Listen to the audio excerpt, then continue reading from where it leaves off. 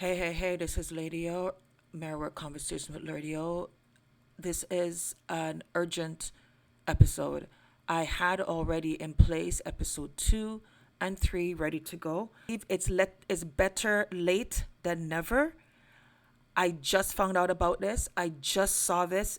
Canadian content creators, those people who are about to put an X on a ballot for the Liberals, I always believe in hope. I always believe that there is a possibility that people can have an eureka moment at any time in life where Mark Carney is an absolute genius. He's been playing chess this entire time, and we've been peeling potatoes. I called it wrong. I kept reviewing his tenure at both banks in England and Canada. The numbers weren't well. Deficit increased 18 times, deficit doubled. And I thought, this man is just dumb. It doesn't line up with his education. And then I looked deeper and deeper and deeper, and the conflict of interest that I have discovered is astronomical. And the surgical precision at which we've been duped is staggering. This is going to blow your mind. There's a 95% chance of probability with a succession of the events that I'm about to describe to you.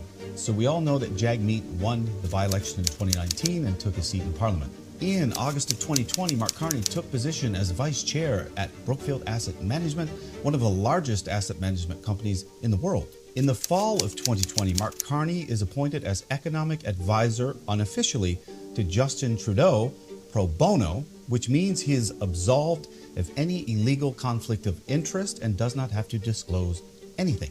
Completely exempt. In November of 2020, Brookfield Asset Management announces Brookfield Asset Management Reassurance Partners Limited, located in Bermuda. We're still at the year 2020. Jumping to 2024, I will mention quickly that Mark Carney met with the Chinese president. Come back on that later. May of 2024, someone is appointed as the CFO of Brookfield Asset Management. I won't tell you who that is because it's very important, and I'll get to that in a moment. August 12th, 2024, Chandra Airy visits the PM of India with that same CFO for an unsanctioned trip, of which CSIS did notify the Liberal government, but nothing was done about it. Come back to that. September the 4th, the coalition agreement is terminated. This is a very important point because all of the control the Liberals had is now about to evaporate. Everyone acknowledges the only thing keeping them in power is the fact that Jagmeet needs to make it until February in order to get that pension. So keep that date in mind. February is their deadline to officially execute a plan. 5 days later, Carney was appointed by the Liberals Task Force on Economics. He's the only person still pro bono. Because he's not appointed by the PM, he is still absolved of any illegal conflict of interest, and this position gives him more leverage with the people and with the companies and with the business partners that he's dealing with. Extremely calculated move. Also, September 2024, Brookfield Asset Management solicits the federal government for $50 billion. 36 billion proposed, 10 solicited, and 4 from Brookfield themselves. No further details available on that one. October 31st, Brookfield announces plans to relocate the headquarters to New York from Toronto. Very important, as this move completely reduces Canadian government oversight that complicate conflict of interest. December 20, 2024, Brookfield has a shareholder meeting for the vote and restructure plan. Early January 2025, that move is approved. January 2025, Brookfield relocates to New York. You should be asking yourself right now why the asset company would want their headquarters moved to another country. The relocation shifts jurisdiction, further limiting financial access. They are no longer on the Canadian Business Registry. January 16, Mark Carney resigns. Bear in mind, he's proactively moved all of the investments, including Brookfield's, to an offshore account in Bermuda. That is now a foreign company, and it is virtually impossible to verify or access the portfolio or investments. The same day, he announced his candidacy for the Liberal Party. January 25, now comes the juicy parts. Chandra Arya is disqualified from the Liberal Party for being manifestly unfit. It's about to get good. February 25th, 2025, Jagmeet officially qualifies for his pension. Now the deadline has arrived, and it is time to surgically penetrate le government. March 9th, Carney wins the leadership race. March 14th, he signed in as PM. Now is when I tell you who the person is that Chandra traveled to meet the PM of India with to negotiate multi-billion-dollar deals. It was his son.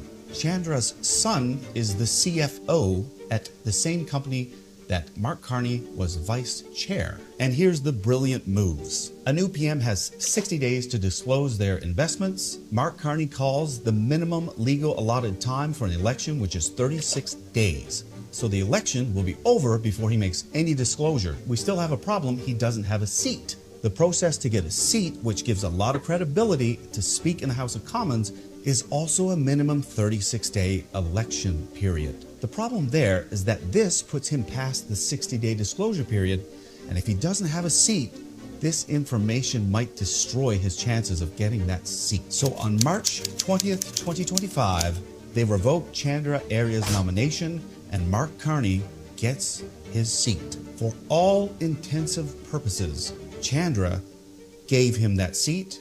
The succession of events all the way back to 2020 have been premeditated at a 95% chance. Mark negotiated a $250 million loan in October last year, met with the CCP in May of last year, advised the federal government to make investments in the exact same project as Brookfield, which he is 100% making profit from for the next 15 years. This man is one of the coldest, most calculating people I have ever seen. And the fact that Brookfield relocated its headquarters appears to me that they are fully under the impression that Mr. Carney can manipulate policy in order to increase the net profit tenfold. And he's already done it.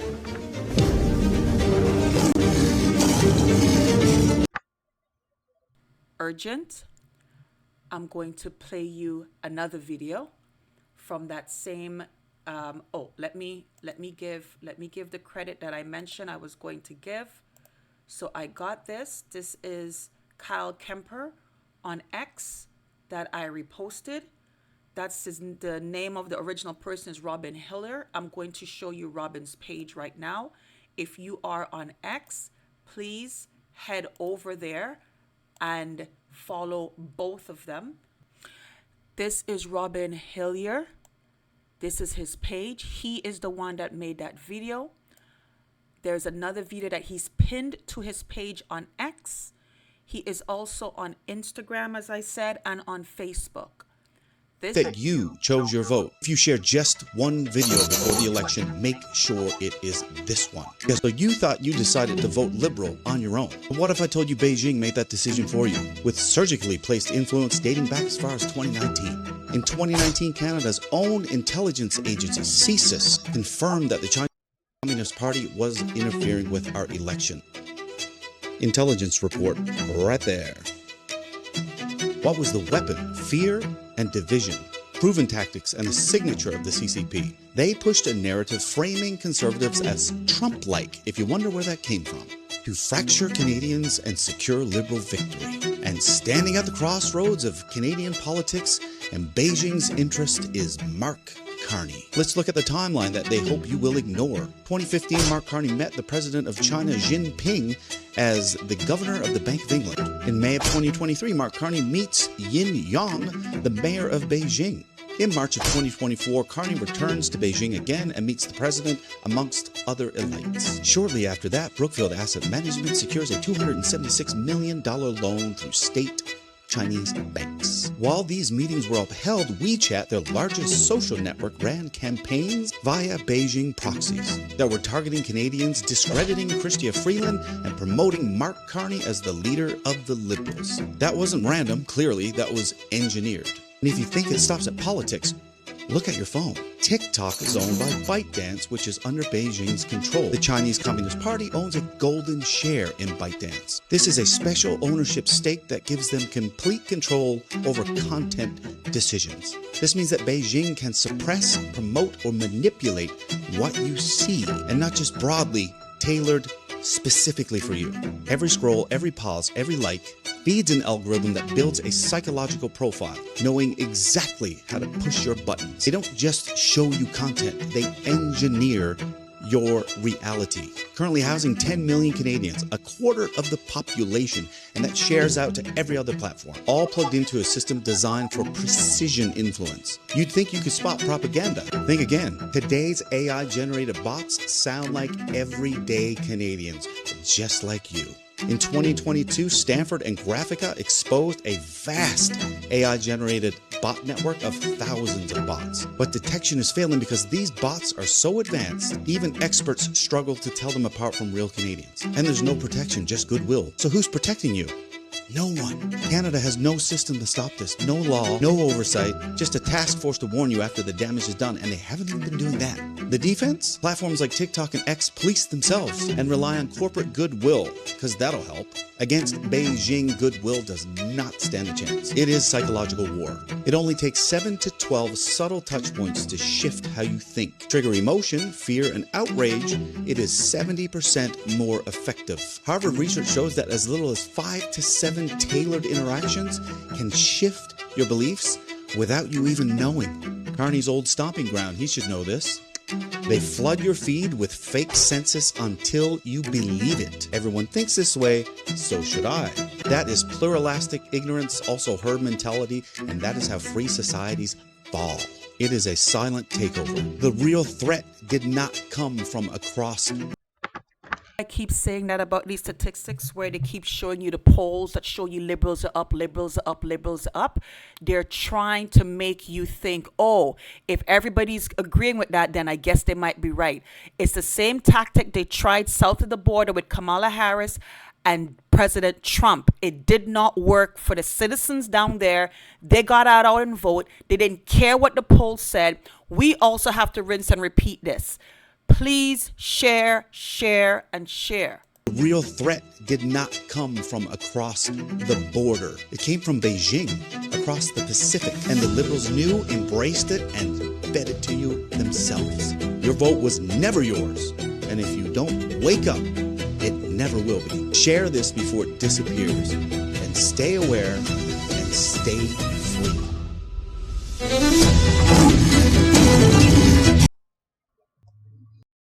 Stay aware and stay free. Now, let's ask ourselves, if Beijing is doing that, why is the mainstream media, the CBC is on my top list of this criticism. This is why I support Pierre Poilievre defunding them, because they have allowed themselves to be now the local propaganda arm against Canadians and for the Liberals, and in conjunction then for the Chinese Communist Party, the CCP. CBC has been guilty. Now, remember in my last video, I said I'm going to open up but a journalist who spoke the truth and told us what's been happening in the past 20 or 25 years. She said she was being the director. So she's the ones behind the scenes. And this reporter, she went up there to direct it. Her heart broke when she saw the truth. And you said there's a straw that breaks a camel's back, that she probably had this belief and this conviction and this conflict within her all these years piling up because she's the one directing the news and know that what she's directing is not the truth. But for some reason, she's allowed herself to dumb it down or make allowances, excuses, whatever. But the convoy, the lockdown, the pandemic, everything that she was hearing, and then she went up to Ottawa to report, and what she was directed to report, this broke her. And she took the stage. She was fired right after, but she took the stage. She was passionate. You're going to hear it in her voice, and you did not see it either because the news suppressed it. But we recorded it. We also recorded others who are not white supremacists, who are not misogynists, who were not all these negative things, who took the time and went up there themselves, myself included, because I really wanted to see if Canada was really becoming what the media was saying. And I was shocked myself to see what my eyes were seeing, what my body was experiencing was not what I was seeing on the news. Lord, we pray that you will forgive this media, the lying media, that is trying to turn us against each other. All you people here today, all of what you're seeing here, this is not going to happen tonight on the 6 o'clock news, is it? You will not see yourself. You will not see how patriotic and beautiful and how you're waving all the right flags that I can see. You will not see yourself on the news tonight. And do you know how I know that? It's because I directed the news for 20 fucking years over there. What I have to say here is that I think the most misinformation that has ever been spread in the past 2 years has come from mainstream media.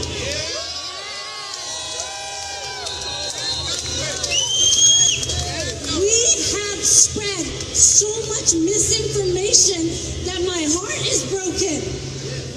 This is democracy. This is what democracy is all about. People believe that the government has overstepped with mandates, and they're here to exercise their democratic right. People give the government the power to act in accordance with their values. The government does not have any independent power. It is us that confer the power on the government. And where they overstep, the people have a right to voice their opinions.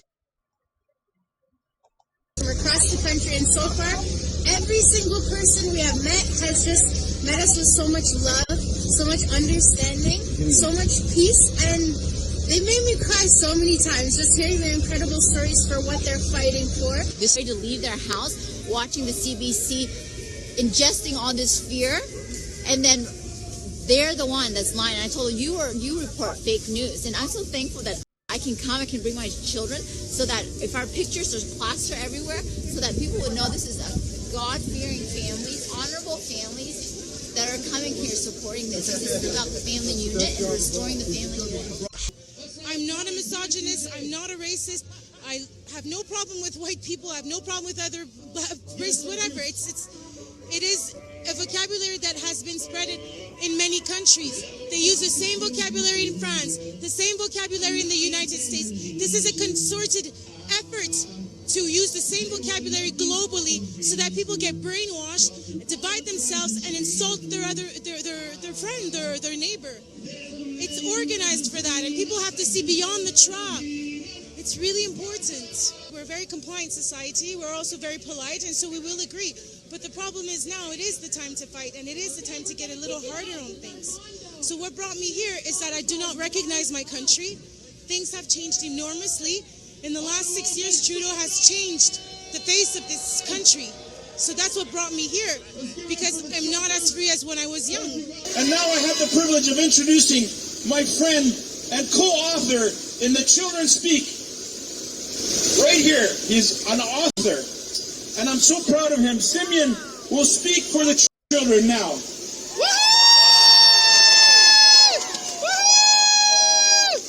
Hi, everyone. Hi. My name is Simeon. I'm 12 years old and I'm Canadian. Whenever I'm online gaming and I win a match or whatever, the go-to comeback for everyone is saying, "You're racist." That's right. I don't understand why. I never did anything to insult them. I just played the game fairly and won it and how it should be won. Yes. When I saw the Children's Speak that was made and started by Imar, Yes. I thought it was a good way for me to express my voice and how I feel on what's happening. And other children all over Canada are also doing the exact same thing. That's right. I'm not the only one. That's right.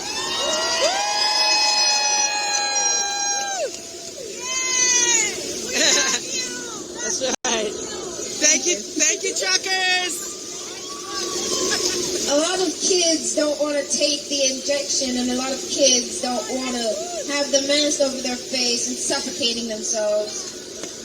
but their parents do because of what they've seen on social media and what other people have posted over fake news. That's right. Yes. I remember in school that 99% is very good. That's right. That's So right. I don't really know why adults are constantly running over as if the world is going to end over a 99% chance. That's right. That's right. I want to thank the truckers for doing everything and keeping Canada having hope forever. Yes. And the Yes. reason why most of this was possible, and all of the adults, everyone around here, even the children, the kids, the toddlers, and everyone around here knew that this was something good. They all came together. This is the best thing that happened. We're going to win our country back.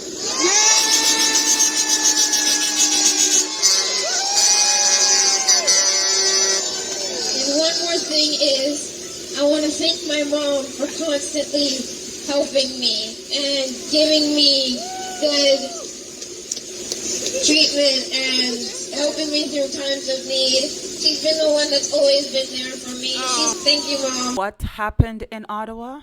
That and so much more. There was speeches, there was information being shared. We had First Nations coming from places that had fascism, places that experienced this type of dictatorship, and they immigrated to Canada the correct way, not the mass immigration way of Justin Trudeau to the north and Joe Biden, Kamala Harris to the south, who were in cahoots of the destruction of North America in general. It is not a coincidence that this pandemic started in Wuhan, China. The wheels has been set in motion for the destruction of the Americas, and many of Americans sold out their own for promises that Beijing has given to them. They have invested in all of the companies and all of the ways in which Beijing has strategically showed them that they could win. And they're winning for themselves and for their version of the new world, where they are perpetually going to stay at the top. Their children's children is going to stay at the top. So when Chloe Carney, Mark Carney's daughter, they're going to be giving us speeches, their children are set. Mark Carney has already displayed the fact that he follows ideologies because he took one of his children to a gender reaffirming or gender surgery clinic to change genders, puberty blockers, going towards surgeries, whatever the procedures. He took one of his children. So it's either she's a girl and now a boy, or a boy now a girl. I didn't go too deep into it, but it's out there because I just saw enough, heard enough. I went and researched it to see if it's fake news, and it was definitely correct news. And I was like, I'm good. I don't need to go deeper into his family's rabbit hole. This man and these videos are showing you who Mark Carney truly is. The Liberal Party has set this in motion since 2020 when they aligned themselves with China, allowed the Wuhan virus to roll out. This is why Justin did not close the borders, did not do the common sense things. This is why they wanted Trump out. This is why everything has been happening, including Chrystia Freeland doing the lecture of the hollowing out of the Americas years ago. They were setting you up to accept this. So as I said, it's better late than never. All the links to all the platforms, including the video that I already showed like 2 times. I'm going to put it in the link again for Christia's hollowing out lecture. The young man that has shared this with us, Mr. Hillier. Shout out to Kyle Kemper who to repost this on X. I just saw it. I'm reposting it. I've decided to dedicate this video to it so I can pin it on my wall. I'm going to try to break it down because I know Instagram, I normally put the thumbnail there, but I want to put the video itself. So I'm going to have to cut it down because Instagram, I think the maximum is a 10-minute video you can do there. TikTok, I can put a full amount there, but share, repost, repost. This is urgent. It's better late than never, because this can go viral in the next 24 hours before polls open up tomorrow. We can make this viral. For all the liberals who think they're voting liberal because of their own belief system, it's important for them to see that they were conditioned. There is no need to feel insulted or feel offended to see that you were coerced.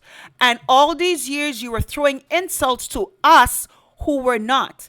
No shame, no blame. The only shame and blame is for you to continue to stay in your belief because you have pride that you do not want to admit.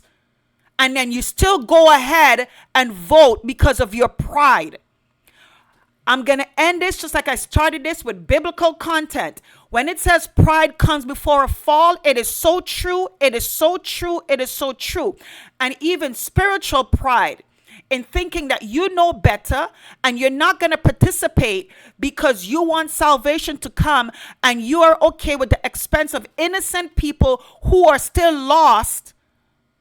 If you think that is righteous, think again, because you were once lost. And if salvation came when you were lost, where would you be? So now you found it. It's for you to go out there and preach the good news for people to see that they have been psychologically manipulated. Jordan Peterson, there is no shame in your academic fortitude for you to also see that you were duped. Pride does come before a fall, and Jordan, you are falling because of your pride.